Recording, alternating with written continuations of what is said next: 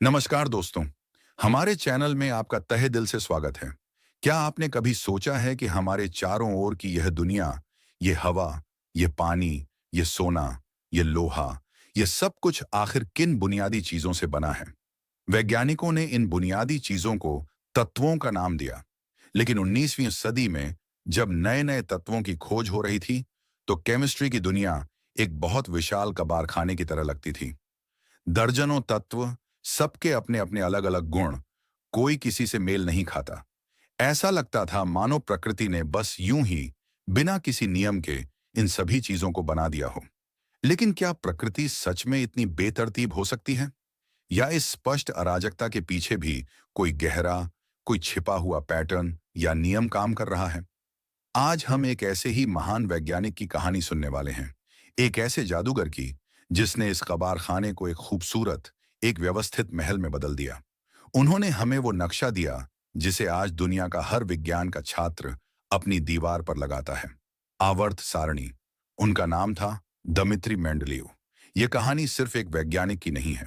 ये कहानी है उस जिद्दी युवक की जो साइबेरिया की बर्फीली जमीन से अपनी माँ के सपनों को पूरा करने के लिए हजारों मील का सफर तय करके निकला था। ये कहानी है उस जुनून की जिसने एक इंसान को ताश के पत्तों जैसे कार्ड्स के साथ खेलते खेलते प्रकृति के सबसे विशाल रहस्यों में से एक को सुलझाने पर मजबूर कर दिया। और यह कहानी है उस दूरदर्शिता की जिसने न सिर्फ उन तत्वों को व्यवस्थित किया जो मौजूद थे, बल्कि उन तत्वों की भविष्यवाणी भी कर दी जिनकी खोज अभी तक हुई भी नहीं थी। क्या आप तैयार हैं उस महान रूसी केमिस्ट की अविश्वसनीय जीवन यात्रा पर निकलने के लिए, जिसने हमें सिखाया कि इस ब्रह्मांड में कुछ भी बेतरतीब नहीं है, हर चीज के पीछे एक गहरा, एक सुंदर नियम छिपा है? तो चलिए इस रोमांचक सफर की शुरुआत करते हैं। Chapter number 1। साइबेरिया की बर्फ से एक सपने का उदय। एक माँ का अविश्वसनीय बलिदान। हमारी कहानी की शुरुआत होती है 1834 में, रूस के एक बहुत ही दूर दराज, ठंडे और बर्फीले इलाके साइबेरिया के एक छोटे से गांव में। यहीं पर एक बहुत ही बड़े परिवार में शायद 17वें बच्चे के रूप में एक युवक का जन्म हुआ जिसका नाम था दमित्री इवानोविच मेंडलीव। उनका परिवार शिक्षित तो था, उनके पिता एक स्कूल में प्रिंसिपल थे, लेकिन उनकी किस्मत बहुत अच्छी नहीं थी। जब दमित्री अभी छोटे ही थे तो उनके पिता की आंखों की रोशनी चली गई और उन्हें अपनी नौकरी छोड़नी पड़ी। परिवार पर गरीबी का एक बहुत विशाल पहाड़ टूट पड़ा। लेकिन दमित्री की मां, मारिया दमित्रिवना मेंडलीवा, कोई साधारण महिला नहीं थी। वे एक बहुत ही मजबूत, एक बहुत ही हिम्मती और एक बहुत ही दूरदर्शी महिला थी। उन्होंने अपने परिवार को पालने के लिए अपने भाई की एक पुरानी, बंद पड़ी कांच की फैक्ट्री को फिर से शुरू करने का फैसला किया। उन्होंने दिन रात मेहनत करके उस फैक्ट्री को चलाया और अपने बड़े से परिवार का पालन पोषण किया। दमित्री का बचपन उसी फैक्ट्री के शोर और आग की भट्टियों के बीच बीता। शायद वहीं पर चीजों को पिघलते, बदलते और नए रूप लेते हुए देखकर उनके मन में रसायन विज्ञान के प्रति पहला बीज पड़ा होगा।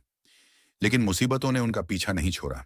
जब दमित्री सिर्फ 13 साल के थे तो उनके पिता का देहांत हो गया, और उसके कुछ ही समय बाद उनकी उस कांच की फैक्ट्री में भी आग लग गई और वो पूरी तरह से जलकर राख हो गई।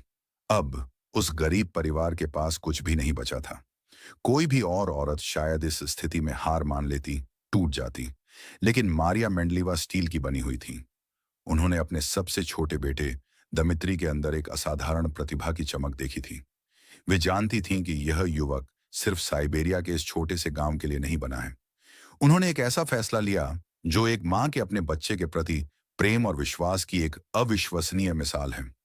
उन्होंने अपना बचा खुचा सारा सामान इकट्ठा किया, अपने 2 बच्चों दमित्री और उसकी एक बहन को साथ लिया, और वे पैदल घोड़े गाड़ी पर हजारों हजारों मील की एक अविश्वसनीय और कठिन यात्रा पर निकल पड़ी। उनका सिर्फ एक ही सपना, एक ही जुनून था, अपने बेटे को रूस के सबसे अच्छे विश्वविद्यालय में दाखिला दिलाना। वे पहले मॉस्को पहुंची, लेकिन वहां के विश्वविद्यालय ने दमित्री को दाखिला देने से मना कर दिया। लेकिन मारिया ने हार नहीं मानी। वे वहां से और आगे रूस की राजधानी सेंट पीटर्सबर्ग की ओर चल पड़ी। यह यात्रा कितनी कठिन रही होगी, हम आज सिर्फ कल्पना ही कर सकते हैं। लेकिन एक मां की जिद के आगे हर मुश्किल छोटी पड़ गई। अंत में सेंट पीटर्सबर्ग में मारिया अपने बेटे को मैन पेडागोजिकल इंस्टीट्यूट में दाखिला दिलाने में कामयाब हो गईं। ये वही कॉलेज था जहां कभी दमित्री के पिता भी अध्ययन किए थे। उनका मिशन पूरा हो चुका था। उन्होंने अपने बेटे को वो पंख दे दिए थे जिनसे वो ऊंची उड़ान भर सकता था। लेकिन इस अथक संघर्ष और लंबी यात्रा ने उनके शरीर को पूरी तरह से तोड़ दिया था।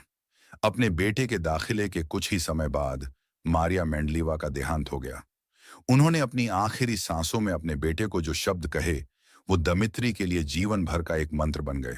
उन्होंने कहा, भ्रमों से दूर रहना, शब्दों पर नहीं, काम पर जोर देना, धैर्य के साथ दिव्य और वैज्ञानिक दोनों ही सच्चाइयों की खोज करना। एक मां ने अपनी जिंदगी की कुर्बानी देकर अपने बेटे के लिए एक सपने का दरवाजा खोल दिया था। दमित्री जानते थे कि अब वे सिर्फ अपने लिए नहीं जी सकते। उन्हें अपनी मां के इस बलिदान को सार्थक करना था। उनके कंधों पर एक बहुत विशाल बोझ था और उनके दिल में एक बहुत विशाल आग थी। और यही आग उन्हें उस रास्ते पर ले जाने वाली थी जो केमिस्ट्री की दुनिया को हमेशा के लिए बदलने वाला था। चैप्टर नंबर 2, कबार खाने में एक नक्शे की खोज।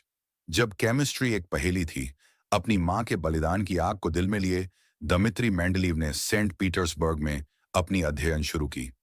वे एक बहुत ही होनहार और बहुत ही मेहनती छात्र थे, लेकिन उनका स्वभाव कुछ विद्रोही और कुछ गुस्सैल भी था। अपनी अध्ययन पूरी करने के बाद वे एक वैज्ञानिक और एक प्रोफेसर के रूप में तेजी से अपनी पहचान बनाने लगे।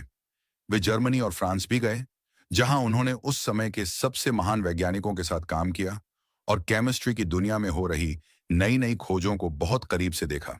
और उस समय, यानी 19वीं सदी के मध्य में, केमिस्ट्री की दुनिया एक बहुत ही रोमांचक लेकिन बहुत ही अराजक जगह थी। ये एक बहुत विशाल कबार खाने की तरह थी, जिसमें हर तरफ अद्भुत और कीमती चीजें तो थीं, लेकिन सब कुछ बिखरा हुआ था, बेतरतीब था। वैज्ञानिक एक के बाद एक नए नए तत्वों की खोज कर रहे थे। तत्व यानी वो बुनियादी पदार्थ जिनसे यह पूरी दुनिया बनी है, जैसे कि हाइड्रोजन, ऑक्सीजन, लोहा, सोना आदि। हर कुछ सालों में कोई ना कोई एक नया तत्व खोज लिया जाता था। समस्या यह थी कि हर तत्व का अपना एक अलग व्यक्तित्व था, अपने अलग गुण थे। कोई गैस था, कोई ठोस, कोई बहुत ज्यादा क्रियाशील था, तो कोई बिल्कुल निष्क्रिय। उनके वजन अलग अलग थे, उनके रंग अलग अलग थे। यह ऐसा था मानो आपके पास हजारों अलग अलग तरह के जानवरों का एक संग्रह हो और आपको यह समझ ही ना आ रहा हो कि उन्हें किस क्रम में रखा जाए। क्या उन्हें उनके आकार के अनुसार रखा जाए, या उनके रंग के अनुसार, या उनके स्वभाव के अनुसार? केमिस्ट्री की दुनिया के सामने भी यही सवाल था। इन सभी तत्वों को व्यवस्थित करने का, उन्हें वर्गीकृत करने का सही तरीका क्या है? वैज्ञानिकों को एक सुराग तो मिला था, वो था परमाणु भार। जॉन डाल्टन जैसे वैज्ञानिकों ने यह स्थापित कर दिया था कि हर तत्व के परमाणुओं का एक निश्चित और अनूठा भार होता है, और ज्यादातर वैज्ञानिकों को यह अंतर्ज्ञान था कि इसी परमाणु भार में ही इन तत्वों का कोई गहरा रहस्य, कोई छिपा हुआ पैटर्न छिपा होना चाहिए। मेंडलीव से पहले कुछ और केमिस्टों ने भी इस पहेली को सुलझाने की कोशिश की थी। इंग्लैंड में जॉन न्यूलैंड्स ने अष्टक का नियम पेश किया था। उन्होंने देखा कि जब तत्वों को उनके परमाणु भार के बढ़ते हुए क्रम में रखा जाता है, तो हर 8वें तत्व के गुण पहले तत्व से मिलते जुलते लगते हैं। ठीक वैसे ही जैसे संगीत में 8वां सुर यानी सा पहले सुर जैसा ही होता है। यह एक बहुत ही दिलचस्प अवलोकन था, लेकिन यह नियम सिर्फ कुछ शुरुआती हल्के तत्वों पर ही ठीक से काम करता था। आगे जाकर यह पूरी तरह से गड़बड़ा जाता था। जब न्यूलैंड्स ने अपना यह विचार रॉयल केमिकल सोसाइटी के सामने पेश किया, तो उनका बहुत मजाक उड़ाया गया। किसी ने तो यहां तक पूछ लिया कि क्या आपने इन तत्वों को उनके नाम के पहले अक्षर के अनुसार वर्गीकृत करने की कोशिश की है?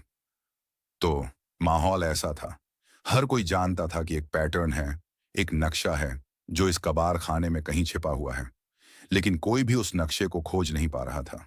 हर कोई जंगल में अलग अलग वृक्षों को तो देख रहा था, लेकिन कोई भी पूरे जंगल की तस्वीर को नहीं देख पा रहा था। और इसी चुनौती को दमित्री मेंडलीव ने अपनी जिंदगी का सबसे बड़ा जुनून बना लिया। वे सिर्फ एक प्रोफेसर नहीं थे, वे एक जासूस थे जो प्रकृति के सबसे बड़े कोड को तोड़ने की कोशिश कर रहे थे। वे एक ऐसा सार्वभौमिक नियम खोजना चाहते थे जो इन सभी बिखरे हुए तत्वों को एक ही सुंदर और तार्किक परिवार में एक साथ बांध सके। लेकिन वो यह कैसे करेंगे? जवाब मिला ताश के पत्तों जैसे एक खेल में। Chapter number 3, chemical solitaire. जब एक सपने ने दिखाया रास्ता। 1869 का साल। दमित्री मेंडलीव अब सेंट पीटर्सबर्ग यूनिवर्सिटी में केमिस्ट्री के एक सम्मानित प्रोफेसर थे। वे अपनी एक नई पाठ्य पुस्तक केमिस्ट्री के सिद्धांत लिखने के काम में लगे हुए थे और यहीं पर वे उस पुरानी समस्या से फिर से टकराए।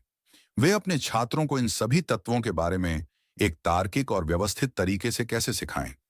वे सिर्फ तथ्यों की एक सूची नहीं देना चाहते थे, वे उन्हें तत्वों के बीच के गहरे आंतरिक संबंधों को दिखाना चाहते थे।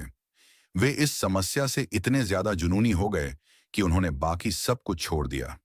वे दिन रात बस इसी एक पहेली के बारे में सोचते रहते। उन्होंने एक बहुत ही अनूठा और बहुत ही रचनात्मक तरीका अपनाया।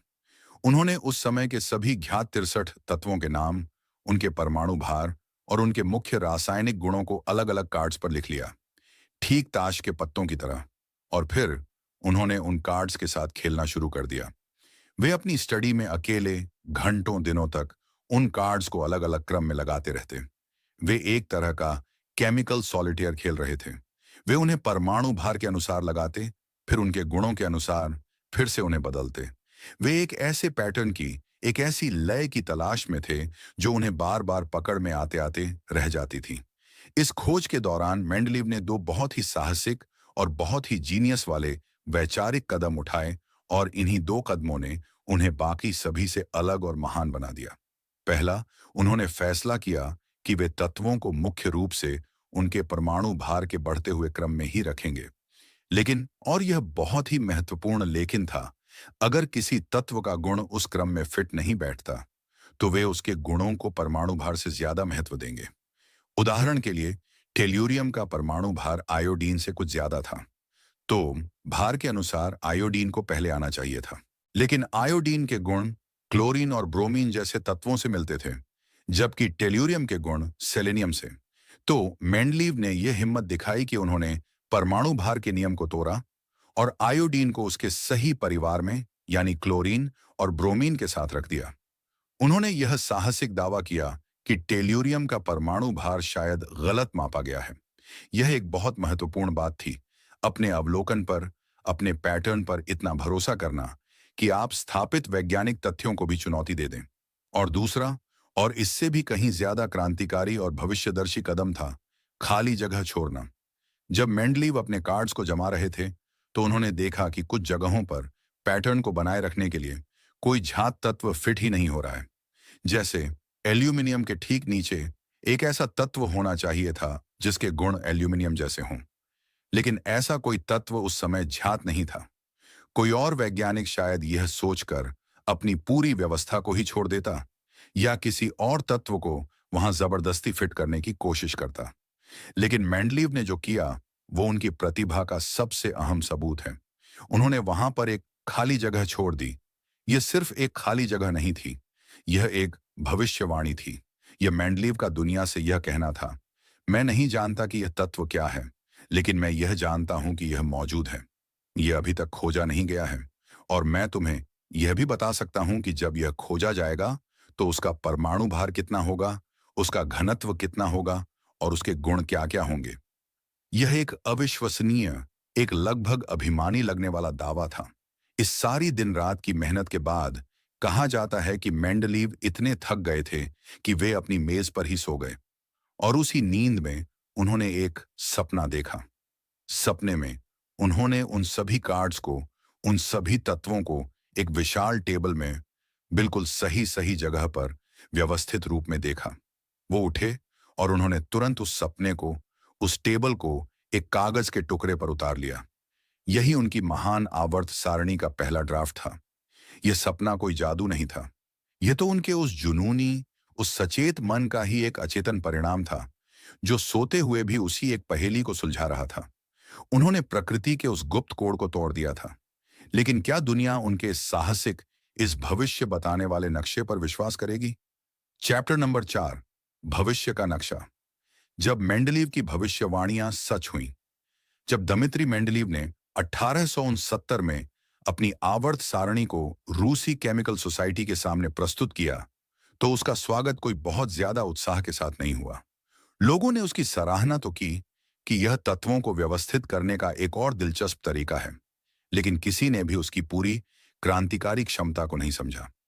खासकर उनकी वो खाली जगहों वाली बात और उन अजन्मे तत्वों के बारे में उनकी भविष्यवाणियां, उन्हें ज्यादातर वैज्ञानिकों ने बहुत ज्यादा गंभीरता से नहीं लिया। उन्हें लगा कि यह तो कुछ ज्यादा ही हो गया, यह विज्ञान कम और ज्योतिष ज्यादा लग रहा है। मेंडलीव ने अपनी सारणी में कई खाली जगहें छोड़ी थीं, और उन्होंने सिर्फ खाली जगहें ही नहीं छोड़ी थीं, उन्होंने उन भविष्य के तत्वों के बहुत ही विस्तृत गुणों की भविष्यवाणी भी की थी। उन्होंने संस्कृत के अंकों एक, द्वि, त्रि का इस्तेमाल करके उन्हें अस्थायी नाम भी दिए। जैसे एल्यूमिनियम के नीचे वाली खाली जगह को उन्होंने नाम दिया एका एल्यूमिनियम। सिलिकॉन के नीचे वाली जगह को उन्होंने नाम दिया एका सिलिकॉन, और बोरोन के नीचे वाली जगह को उन्होंने नाम दिया एका बोरोन। एका का मतलब था एक के बाद। उन्होंने भविष्यवाणी की कि एका एल्यूमिनियम का परमाणु भार लगभग 68 होगा, उसका घनत्व बहुत कम होगा, और वो एक ऐसी धातु होगी जो बहुत ही कम तापमान पर पिघल जाएगी। इसी तरह उन्होंने एका सिलिकॉन के ऑक्साइड और क्लोराइड के फॉर्मूलों की भी भविष्यवाणी कर दी। ये एक बहुत बड़ा जुआ था। मेंडलीव ने अपनी पूरी प्रतिष्ठा, अपनी पूरी सारणी की विश्वसनीयता को इन भविष्यवाणियों पर दांव पर लगा दिया था।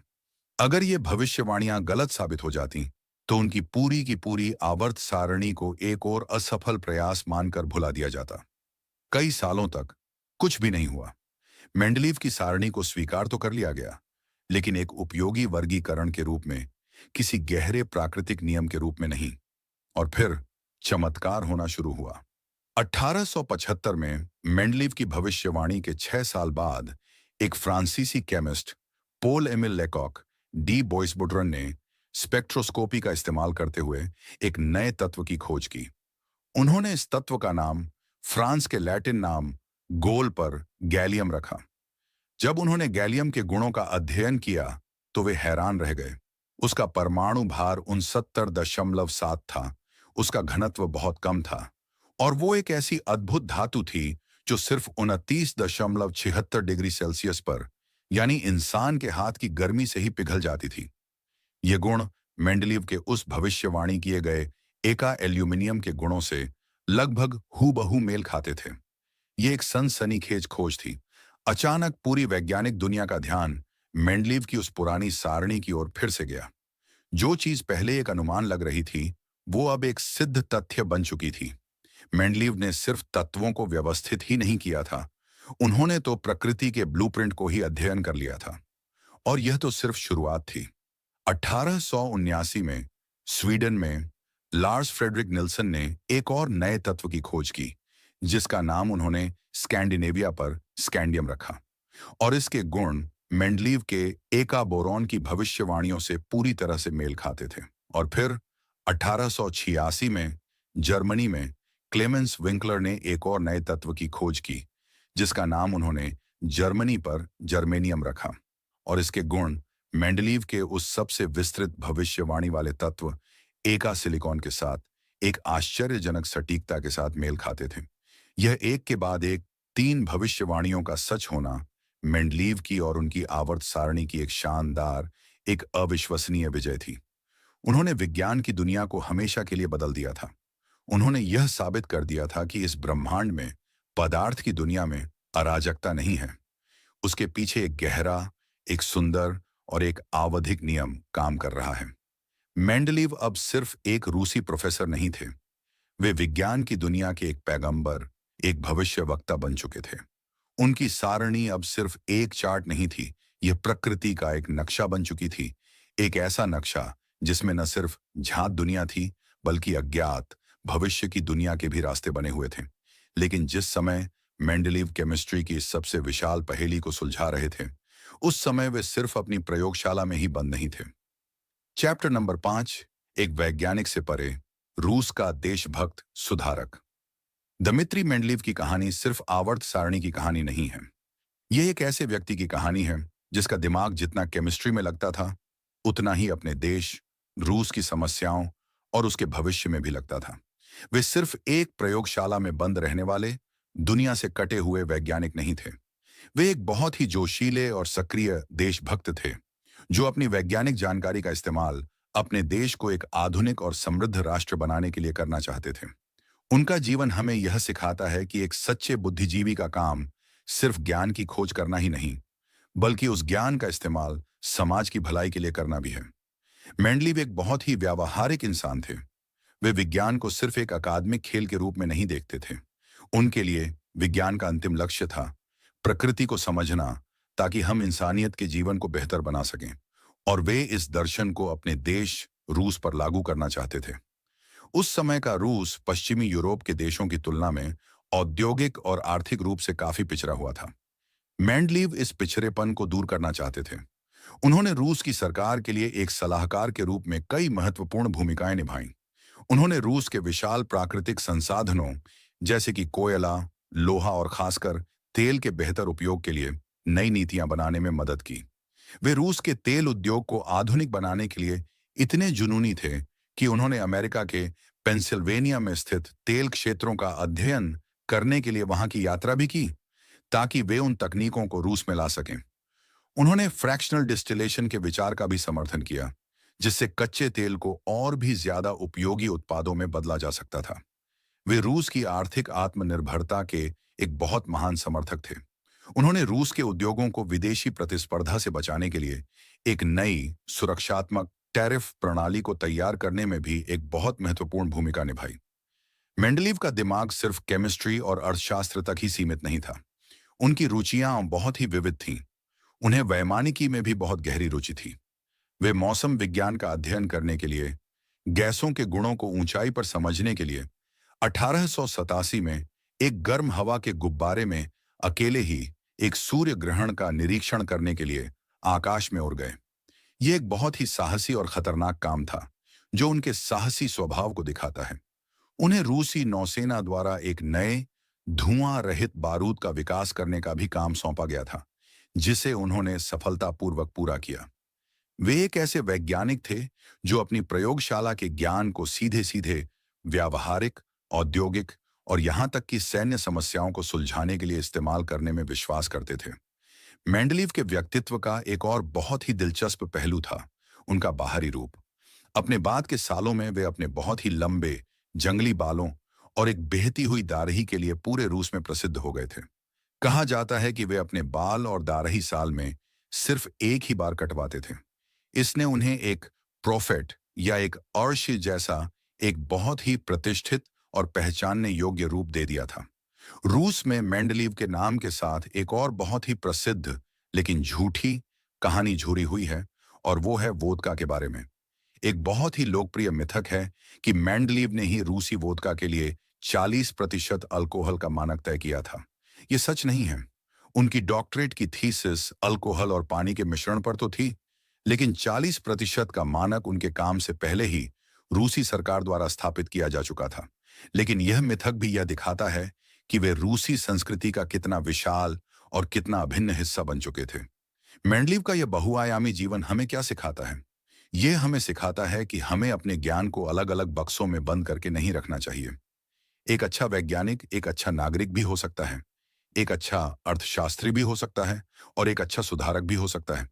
यह हमें यह भी सिखाता है कि सच्ची देशभक्ति सिर्फ नारे लगाने में नहीं, बल्कि अपने देश की वास्तविक समस्याओं को समझने और उन्हें अपने ज्ञान और अपने कौशल से सुलझाने की कोशिश करने में है।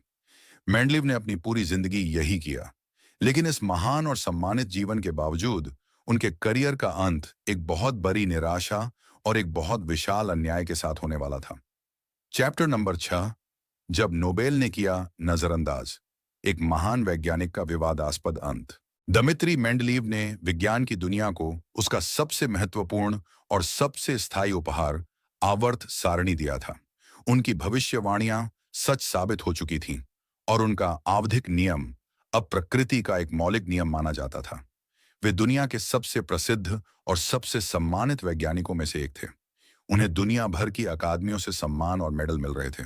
तो यह बहुत ही स्वाभाविक लगता है कि जब 1901 में नोबेल पुरस्कारों की शुरुआत हुई, तो मेंडलीव को केमिस्ट्री का नोबेल पुरस्कार मिलना ही चाहिए था। लेकिन विज्ञान के इतिहास के सबसे विशाल और सबसे शर्मनाक चूकों में से एक में दमित्री मेंडलीव को कभी भी नोबेल पुरस्कार नहीं मिला। यह कैसे हो सकता है? वो व्यक्ति जिसकी तस्वीर आज हर केमिस्ट्री की किताब में छपती है, उसे ही केमिस्ट्री का सबसे बड़ा पुरस्कार क्यों नहीं मिला? इसके पीछे कोई एक सरल कारण नहीं है, बल्कि यह कहानी हमें दिखाती है कि विज्ञान की दुनिया भी व्यक्तिगत ईर्ष्या, पेशेवर प्रतिद्वंद्विता और राजनीति से अछूती नहीं है। मेंडलीव को 1905, 1906 और 1907 तीनों ही सालों में नोबेल पुरस्कार के लिए नामांकित किया गया था। 1906 में वे इसे जीतने के बहुत बहुत करीब आ गए थे। नोबेल कमेटी फॉर केमिस्ट्री ने एक सदस्य के विरोध के बावजूद मेंडलीव को पुरस्कार देने की सिफारिश की थी। ऐसा लग रहा था कि उन्हें यह सम्मान मिलकर ही रहेगा।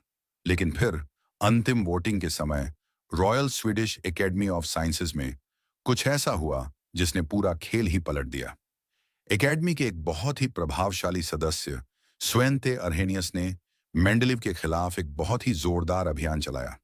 अर्हेनियस खुद भी एक बहुत महान केमिस्ट थे और नोबेल पुरस्कार जीत चुके थे, लेकिन उनकी और मेंडलीव की एक पुरानी पेशेवर दुश्मनी थी। अर्हेनियस ने इलेक्ट्रोलाइटिक डिसोसिएशन की एक थ्योरी पेश की थी, जिसकी मेंडलीव ने बहुत तीखी आलोचना की थी।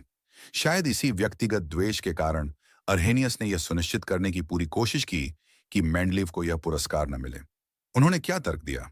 उन्होंने तर्क दिया कि मेंडलीव की खोज यानी आवर्त सारणी, जो उन्होंने 1869 में की थी, वो अब बहुत पुरानी हो चुकी है और नोबेल पुरस्कार का उद्देश्य हाल की नई खोजों को सम्मानित करना है।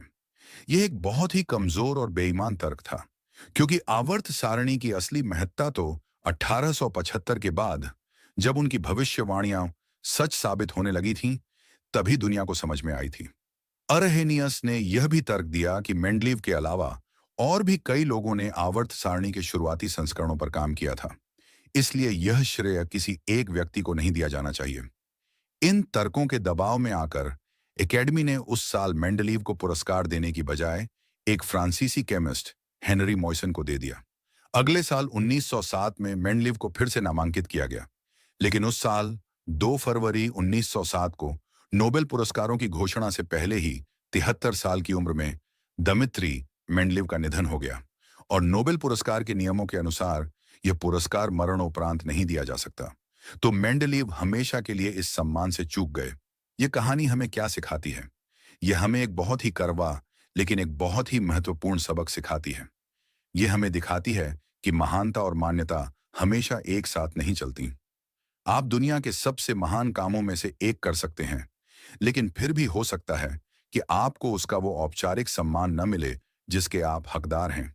यह हमें यह भी दिखाता है कि विज्ञान की दुनिया भी, जो खुद को तर्क और वस्तुनिष्ठता का गढ़ मानती है, वो भी छोटी छोटी मानवीय भावनाओं जैसे कि ईर्ष्या और प्रतिद्वंद्विता से कितनी प्रभावित हो सकती है। लेकिन क्या नोबेल पुरस्कार न मिलने से मेंडलीव की विरासत कम हो जाती है? नहीं, बिल्कुल नहीं। उनकी असली विरासत किसी मेडल या किसी पुरस्कार में नहीं है। उनकी असली विरासत तो दुनिया भर की हर एक विज्ञान की कक्षा में, हर एक प्रयोगशाला की दीवार पर उस खूबसूरत और तार्किक चार्ट के रूप में टंगी हुई है जिसे हम आवर्त सारणी कहते हैं। उनकी विरासत उस हर छात्र के मन में जिंदा है जो उस सारणी को देखकर इस ब्रह्मांड की अंतर्निहित सुंदरता और व्यवस्था पर आश्चर्य करता है। और अंत में उन्हें एक ऐसा सम्मान मिला जो नोबेल पुरस्कार से भी कहीं ज्यादा विशाल और कहीं ज्यादा स्थायी है। Chapter number 7। जब एक तत्व को मिला अपना नाम, मेंडलीवियम और अमर विरासत। दमित्री मेंडलीव को अपने जीवन काल में नोबेल पुरस्कार तो नहीं मिला, लेकिन इतिहास के पास महानता को सम्मानित करने के अपने तरीके होते हैं। और मेंडलीव को अंततः एक ऐसा सम्मान मिला जो शायद नोबेल पुरस्कार से भी कहीं ज्यादा दुर्लभ और कहीं ज्यादा स्थायी है। उन्हें एक तत्व में ही अमर कर दिया गया। कहानी पहुंचती है साल 1955 में, मेंडलीव की मृत्यु के लगभग आधी सदी बाद। अमेरिका की कैलिफोर्निया यूनिवर्सिटी बर्कले में ग्लेन टी सीबोर्ग के नेतृत्व में वैज्ञानिकों की एक टीम नए मानव निर्मित रेडियोधर्मी तत्वों को बनाने के काम में लगी हुई थी। यह एक बहुत ही मुश्किल और बहुत ही रोमांचक काम था। वे एक एक करके आवर्त सारणी के नक्शे में नए अनजाने देशों को जोड़ रहे थे। जब उन्होंने तत्व संख्या 101 की खोज की तो उनके सामने यह सवाल आया कि इस नए तत्व का नाम क्या रखा जाए। उस टीम ने बिना किसी हिचकिचाहट के यह फैसला किया कि वे इस तत्व का नाम उस महान वैज्ञानिक के नाम पर रखेंगे जिसने इस पूरी सारणी की, इस पूरे नक्शे की नींव रखी थी। उन्होंने उस नए तत्व का नाम रखा मेंडलीवियम और उसका प्रतीक रखा एमडी। ये एक बहुत बड़ा और बहुत ही भावुक क्षण था। ये विज्ञान की दुनिया का अपने उस महान पूर्वज को एक तरह का सलाम था, एक तरह की माफी थी उस नोबेल पुरस्कार के लिए जो उन्हें कभी नहीं मिला। एक तत्व को अपना नाम देना, यह किसी भी वैज्ञानिक के लिए शायद सबसे महत्वपूर्ण सम्मान है। यह आपकी विरासत को सिर्फ इतिहास की किताबों में ही नहीं, बल्कि खुद इस ब्रह्मांड के, इस पदार्थ के ताने बाने में ही हमेशा के लिए अंकित कर देता है। अब जब तक केमिस्ट्री रहेगी, जब तक ये आवर्त सारणी रहेगी, तब तक दमित्री मेंडलीव का नाम भी रहेगा। वे उन कुछ गिने चुने वैज्ञानिकों में से एक हैं जिन्हें यह दुर्लभ सम्मान मिला है।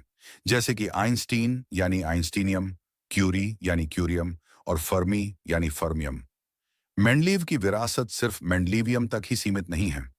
उनकी बनाई हुई आवर्त सारणी आज भी 150 साल बाद भी केमिस्ट्री का सबसे महत्वपूर्ण और सबसे केंद्रीय आयोजन सिद्धांत है। यह सिर्फ एक चार्ट नहीं है, यह एक बहुत ही शक्तिशाली भविष्यवाणी करने वाला औजार है।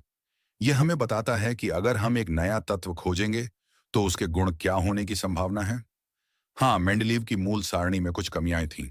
उन्होंने तत्वों को परमाणु भार के आधार पर व्यवस्थित किया था। बाद में 20वीं सदी में हेनरी मोजले जैसे वैज्ञानिकों ने दिखाया कि तत्वों का और भी ज्यादा मौलिक गुण उनका परमाणु क्रमांक, यानी उनके नाभिक में मौजूद प्रोटॉनों की संख्या है। जब सारणी को परमाणु क्रमांक के अनुसार फिर से व्यवस्थित किया गया, तो मेंडलीव की सारणी की जो छोटी मोटी विसंगतियां थीं, जैसे कि टेल्यूरियम और आयोडीन वाली, वे भी अपने आप ठीक हो गईं। यह दिखाता है कि मेंडलीव का अंतर्ज्ञान कितना ज्यादा शक्तिशाली था। वे प्रोटॉन के बारे में कुछ नहीं जानते थे, लेकिन फिर भी सिर्फ रासायनिक गुणों के अपने गहरे ज्ञान के आधार पर उन्होंने तत्वों को लगभग उसी सही क्रम में रख दिया था। उनकी सारणी एक जीवित दस्तावेज की तरह है। वो 1869 में खत्म नहीं हो गई थी। उसके बाद खोजे गए नोबल गैसों के लिए भी उसमें एक नया कॉलम जोड़ा गया, और आज जो नए नए सिंथेटिक तत्व बनाए जा रहे हैं, वे भी उसी सारणी के ढांचे में बिल्कुल फिट बैठते हैं। मेंडलीव ने सिर्फ एक घर नहीं बनाया था, उन्होंने एक ऐसा मास्टर प्लान बनाया था जिसमें भविष्य के अनगिनत कमरों के लिए पहले से ही जगह थी। लेकिन इस महान वैज्ञानिक की कहानी से हम अपनी जिंदगी के लिए क्या सीख सकते हैं? चैप्टर नंबर 8, अराजकता में व्यवस्था, पैटर्न खोजने की कला। दमित्री मेंडलीव का जीवन और उनका काम हमें सिर्फ केमिस्ट्री के बारे में ही नहीं, बल्कि सोचने के तरीके के बारे में और किसी भी जटिल समस्या को सुलझाने की कला के बारे में बहुत कुछ सिखाता है। उनकी सबसे बड़ी प्रतिभा थी अराजकता में व्यवस्था खोजना। वे एक ऐसी दुनिया को देख रहे थे जो बिखरी हुई, बेतरतीब और असंबद्ध लगती थी, और उन्होंने उसके पीछे छिपे हुए गहरे, सरल और सुंदर पैटर्न को पहचान लिया। ये एक ऐसी क्षमता है जो सिर्फ महान वैज्ञानिकों में ही नहीं, बल्कि महान कलाकारों, महान संगीतकारों और हर क्षेत्र के सफल लोगों में होती है। तो हम अपनी जिंदगी में इस पैटर्न खोजने की कला को कैसे विकसित कर सकते हैं? मेंडलीव का तरीका हमें कुछ बहुत ही महत्वपूर्ण सुराग देता है। पहला, अपने विषय में डूब जाओ। मेंडलीव तत्वों के बारे में सिर्फ सतही तौर पर नहीं जानते थे, वे उनके साथ जीते थे। वे उनके बारे में सपने देखते थे।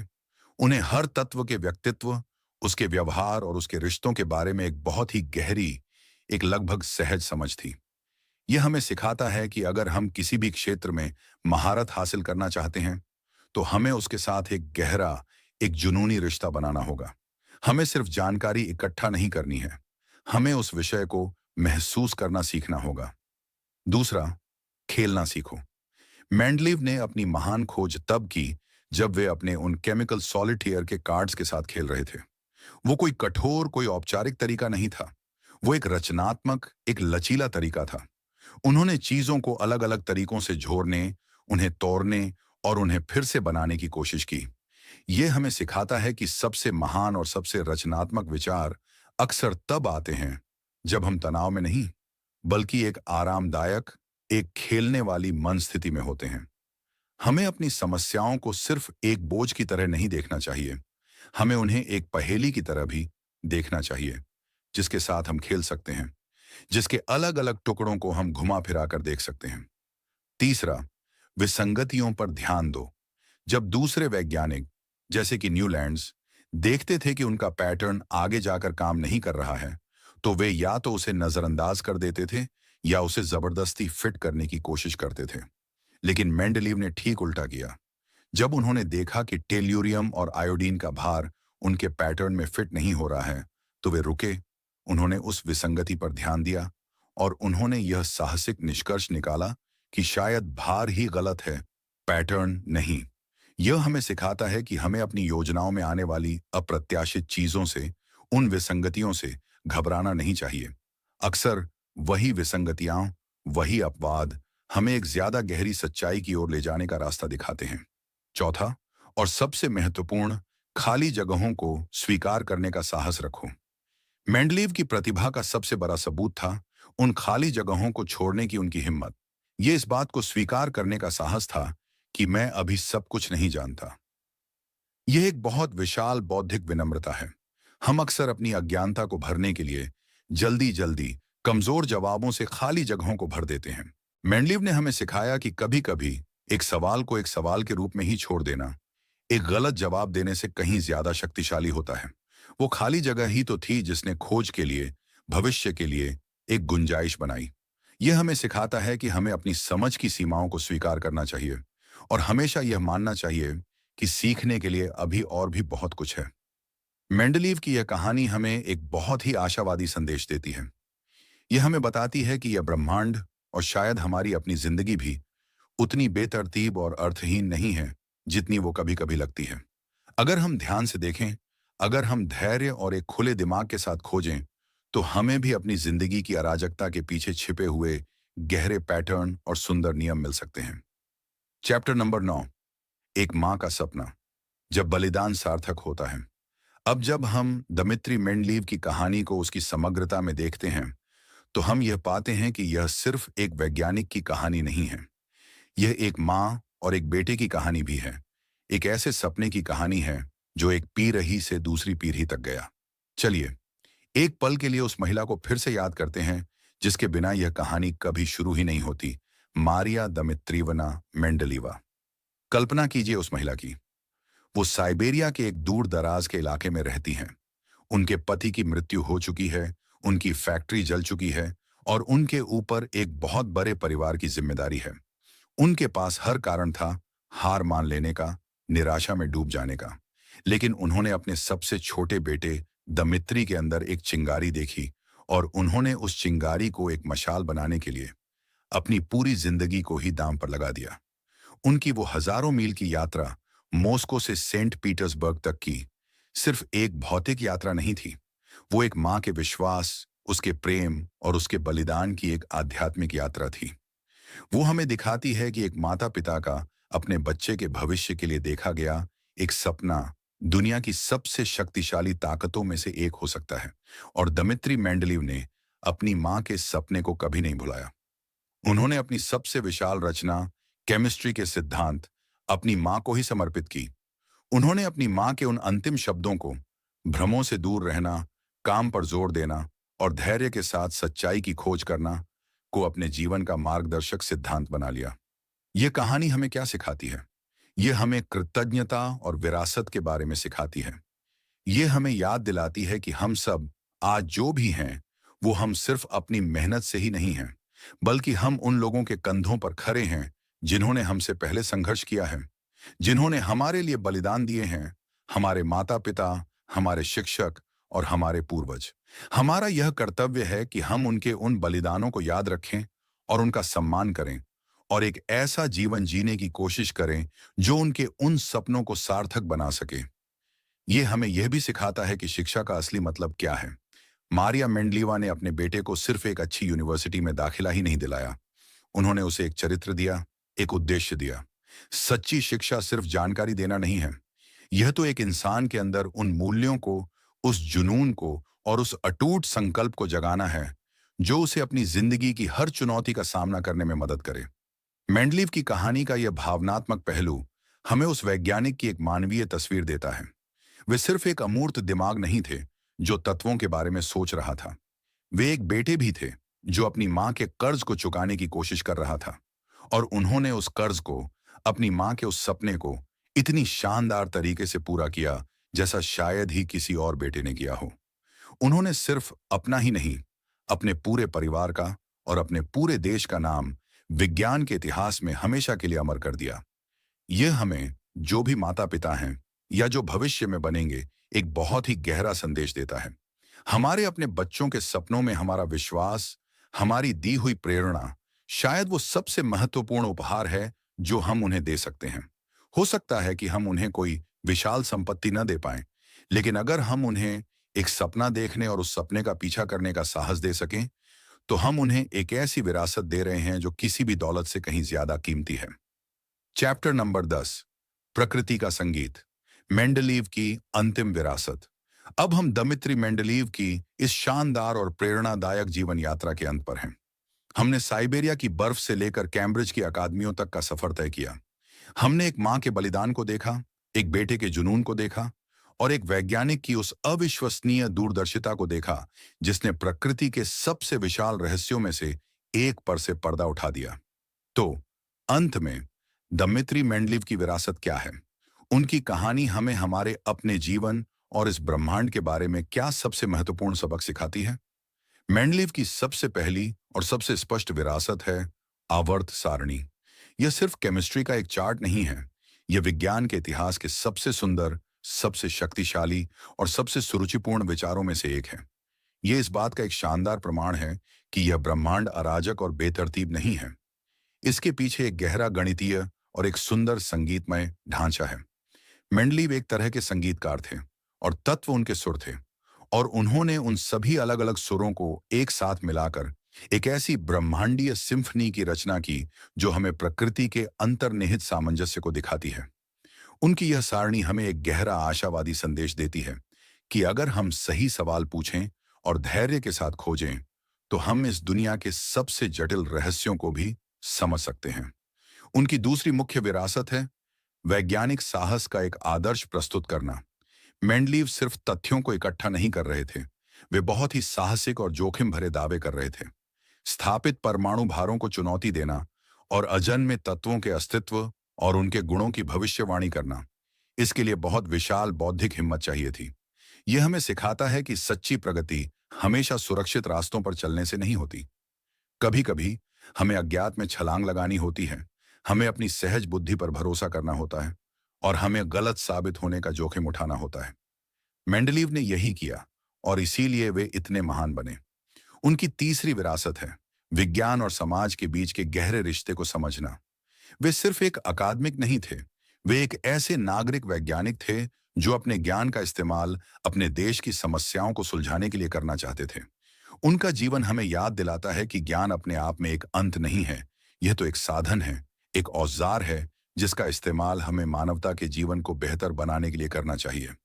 और अंत में मेंडलीव की कहानी हमें एक बहुत ही व्यक्तिगत और बहुत ही मानवीय सबक सिखाती है, और वो है जुनून और अटूट संकल्प की शक्ति का। उनका जीवन मुश्किलों से भरा हुआ था, गरीबी, पारिवारिक त्रासदियां और पेशेवर प्रतिद्वंद्विता, लेकिन उनके अंदर अपने विषय के लिए एक ऐसा जुनून था, एक ऐसी आग थी जो किसी भी मुश्किल को पार कर सकती थी।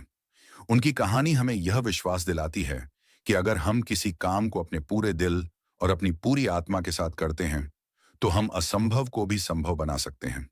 दमित्री मेंडलीव ने हमें सिर्फ तत्वों का एक नक्शा ही नहीं दिया, उन्होंने हमें खोज की खुशी, व्यवस्था की सुंदरता और मानवीय भावना की अदम्य शक्ति में विश्वास करने का एक कारण भी दिया।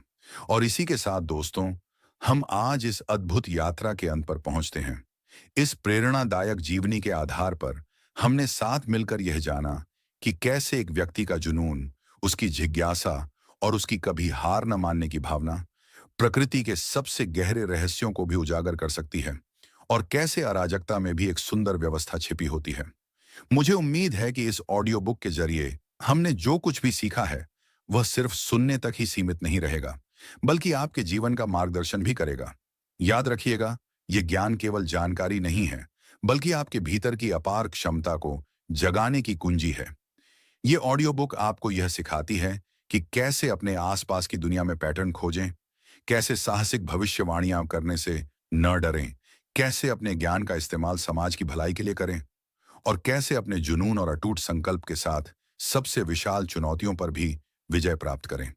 लेकिन सबसे महत्वपूर्ण, ये आपको यह भी सिखाती है कि आप कितने शक्तिशाली हैं और आपके अंदर अपनी दुनिया को समझने और उसे एक बेहतर जगह बनाने की कितनी क्षमता छिपी हुई है। अब जब आप इस ऑडियो बुक को सुनना समाप्त कर रहे हैं, तो मैं आपसे एक अनुरोध करना चाहता हूं। इन सिद्धांतों को याद रखें, इन पर विचार करें और इन्हें अपने दैनिक जीवन में लागू करने का प्रयास करें। और हमेशा याद रखें, आपके भीतर असीम शक्ति है और आप जो भी चाहें पा सकते हैं। आपके इस बहुमूल्य समय के लिए और इस यात्रा में मेरे साथ जुड़ने के लिए दिल से धन्यवाद। मैं उम्मीद करता हूं कि आपको यह ऑडियो बुक पसंद आई होगी और इसने आपको अपने मन की शक्ति और नियंत्रण के बारे में कुछ नया सीखने को मिला होगा। अगर आपको यह ऑडियो बुक पसंद आई, तो इसे लाइक करें, अपने दोस्तों और परिवार के साथ साझा करना न भूलें, ताकि वे भी इस ज्ञान का लाभ उठा सकें। और हाँ, हमारे चैनल को सब्सक्राइब करना बिल्कुल न भूलें, ताकि आपको ऐसी ही और प्रेरणादायक और ज्ञानवर्धक ऑडियो बुक्स मिलती रहें। और हाँ, अपनी प्रतिक्रिया हमें कमेंट में जरूर बताएं। आपके विचार और सुझाव हमारे लिए बहुत ही ज्यादा महत्वपूर्ण हैं और हमें भविष्य में और भी बेहतर ऑडियो बुक्स बनाने में मदद करेंगे। तो कृपया कमेंट सेक्शन में अपनी राय जरूर दें। हम जल्द ही एक और नई ऑडियो बुक के साथ वापस आएंगे। तब तक के लिए अपना ख्याल रखिए, सीखते रहिए और हमेशा अपने लक्ष्यों की ओर आगे बढ़ते रहिए। याद रखें, आपके सपने सच हो सकते हैं।